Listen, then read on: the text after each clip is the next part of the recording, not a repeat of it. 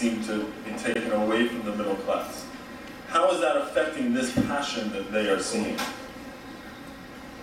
I mean, I think Britain changed. It's true that in the 60s it was a predominantly working class game in Britain, but in the 60s Britain was a predominantly working class country. And if you look at the old photos from the 1950s of these 70,000 men, all men, in cloth caps watching the game, you think, where are they now? Because obviously the terraces now are very different, not much wealthier. And I was at the Manchester United-Chelsea Champions League final 2 years ago. I've never seen a richer group of football fans, because all these people had flown over to Moscow, bought very expensive tickets. Average age probably 50, average income probably around £100,000. So what changed? And what happened is those guys with cloth caps died, and their children became sometimes playwrights or accountants or lawyers. The country became more middle class. And there's of course there is still a working class, absolutely, but it's shrunk. And in football stadiums, to some degree, it's been elbowed aside by the middle class, but it's not that the middle class woke up in 1990 and said, hello, football's a rather nice game. It's that the middle class had grown through accretion over time. And also once the stadiums were cleaned up and the sort of subculture of it changed, because in the 80s football was predominantly a game watched by young men willing to tolerate very low levels of comfort. Once that changed, you got people saying, I actually want to bring my daughters to the game. I know this black man in London was a Chelsea fan for 40 years. And he says, 40 years ago, I could never have gone to watch Chelsea. He's a black man in the shade of kidding.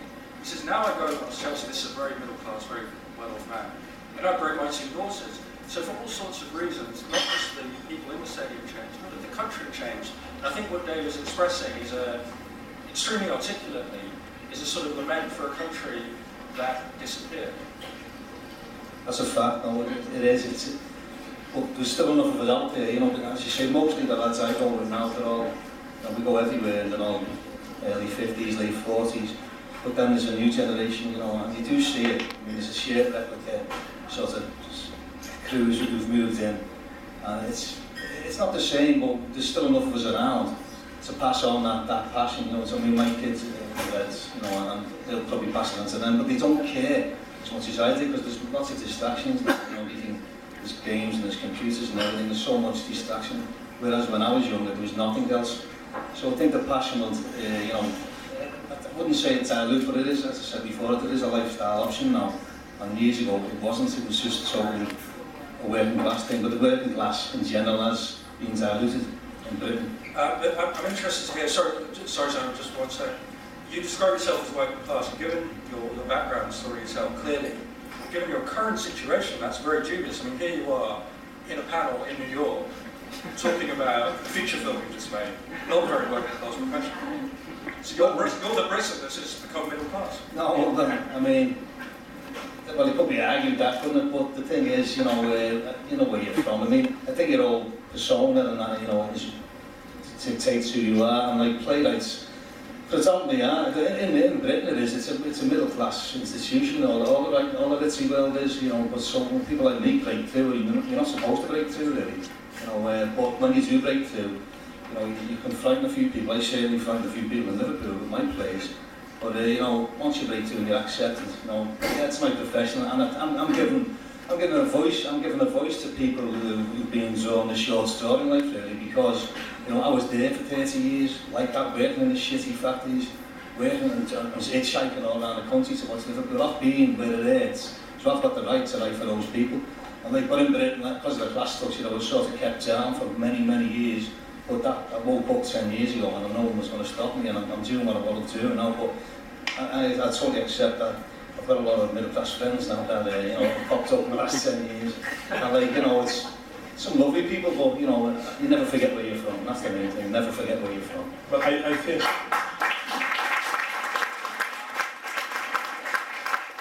just because a couple of English Premier League teams have gone corporate, I don't believe that changes the experience for so many fans from the top 4 down and all throughout England. I don't know that that is necessarily an indicator of how it's changing for everyone.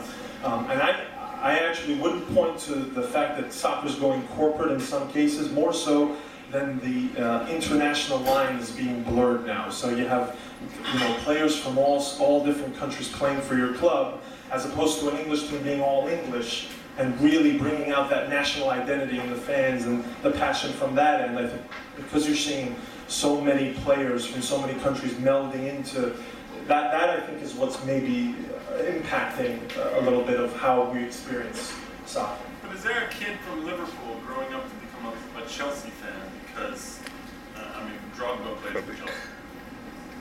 And what does that mean about the game? I've never seen a kid in Liverpool who's No, I know what you mean. Sometimes kids in Britain, funny enough, you do see kids with different shirts on, mainly like Barcelona and the front teams in Madrid and stuff like that. But that's another thing which is happening, like, football, like that club, when I used to go and watch Liverpool, that represented who I was, my identity as a Liverpool boy. But now we've got fans from far and wide. I know, like, that's sort of, if you're going to be one of the best clubs in the world, you do exactly a worldwide, global audience. But there's fans from far and wide come now, but it is a fact of life that kids from different towns now watch clubs from different cities, and I can't get my head around that. I'm going, hang on. If you're from, like, Manchester, why are you watching Liverpool? Yeah, there's a Manchester United fan here. That's the only fair. No, but there's obviously guys from London. We've got lots of massive London fan base. We've got fan base down in Bristol, massive. And I'm thinking, well, why don't they support Bristol? That's their city. Aren't they proud of that city? But obviously things have changed now. And you're spot on about the way the middle class things come in. I'm not against middle class, by the way. I sound like it's some sort of revolution here. It's just that Britain has changed, and the football, the spectators in football have changed with it, and that's a fact of life. But it sometimes is a good thing, because I went through the hooliganism days. When we used to tap away years ago in Britain, there was chaos, fighting, murder everywhere, and you wouldn't have took your kids in them days. So, it has moved on for the better in many, many ways. So, Simon, where does this lead? Does this continue to become more corporate, as Simon was talking about? And what does that mean for the future of the fans? Will a Bristol City, will that town or that club all of a sudden die at some point because all of their fans are Liverpool? No, we say football clubs never die. People were talking a few months ago about Portsmouth dying, which was rubbish. Portsmouth have always been there, and so will Bristol City. It's just that, as Dave says, you can segment your support. There will be people like Dave who are one club through and through, but actually a lot of football fans, and maybe the large majority, are flexible. So they like Liverpool, and they like Bristol City, and they are sympathetic to Barcelona, and maybe they also like Real Madrid at the same time. But is that true in England too? There are people like that, particularly younger ones. You're a representative of sort of Nick Hornby types of one club through and through, I would say. But you're not the only kind, in fact. Certainly my generation, it's just you're a one club guy, I don't know anyone who supports other teams, but don't get me wrong, if Barcelona or Madrid and all that, I'm right there with them watching them. But it's Man United, no chance. I do enjoy good football. I think if you're a football fan, you enjoy watching great football, and the Kop at Anfield is well renowned for that. Jürgen Klinsmann, when he left Britain, after he played for Spurs, they asked him what his biggest recollection, his favourite memory was, and he said being clapped off at Anfield after they knocked us out the cup. The Kop clapped something off. And he couldn't get over that. So we have, as football fans, if you see great football, I detest Man United when I watch them, but a fantastic football team, you can't deny them that.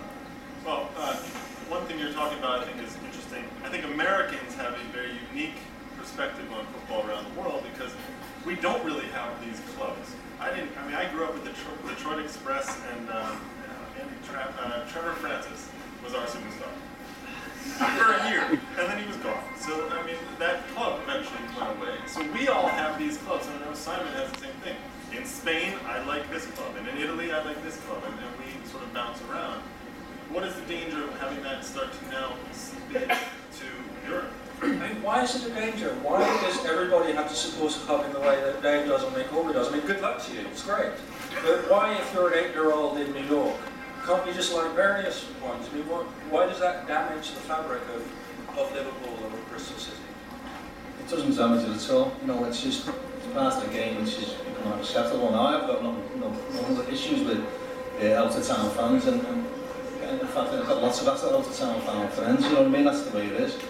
It's just it's a part of the game which is come through, and maybe in the end, you know, there'll be fans from everywhere watching Liverpool. But as I say, Manchester United and Liverpool, they've got the biggest fan bases from outside the cities because of the success. If you're successful, you know, you'll attract fans from everywhere. But someone like Portsmouth or Bristol, you know, with the lack of success, they're not going to. So they're just going to stay local. You know what I mean? So yeah, it's something that will probably be diluted even more in the future. But if a kid doesn't feel passionate about his team and his club, Liverpool's very parochial, you see. It's a very parochial city, so even younger Liverpool fans are like us, you know, getting up guys who's 18 upwards,